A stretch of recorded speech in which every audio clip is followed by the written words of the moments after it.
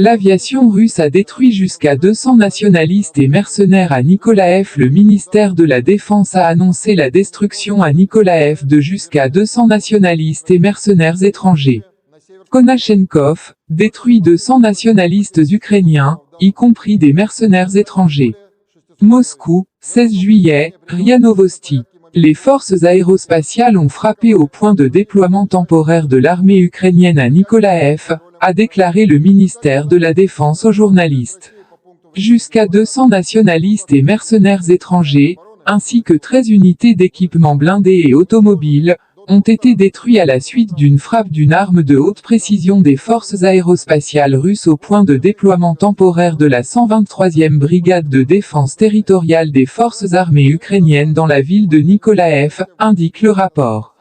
Une autre frappe a effectivement détruit la 115e brigade mécanisée des forces armées ukrainiennes, qui opérait dans la région de Seversk. Au cours des 2 derniers jours seulement, cette connexion a perdu plus de 600 personnes, a ajouté le département. Le ministère de la Défense note que dans le contexte des actions réussies de l'armée russe et de leurs propres pertes importantes, les militants ukrainiens refusent de se battre. En particulier, 45 nationalistes du 204e bataillon de la 241e brigade de défense territoriale ont quitté leur position de combat dans la région d'Artemi VSK et ont exigé qu'ils soient déplacés vers l'ouest de l'Ukraine, indique le rapport.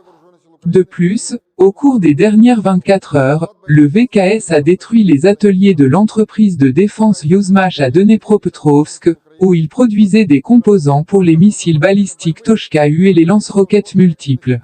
Le ministère de la Défense a également indiqué que sur le territoire de la RPD, des artilleurs ont touché 2 pelotons de lance-roquettes multiples, 15 unités d'obusiers Jak-1B et des canons D-30.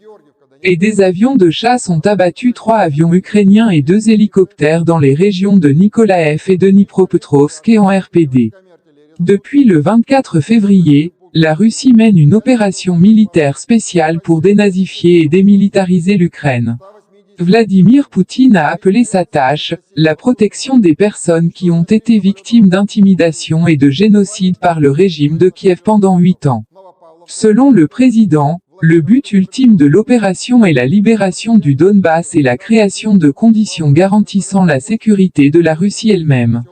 L'armée russe, avec les forces de la RPD et de la LPR, a complètement libéré la République populaire de Louhansk et une grande partie de Donetsk, y compris Volnovakha, Mariupol et Sviatogorsk.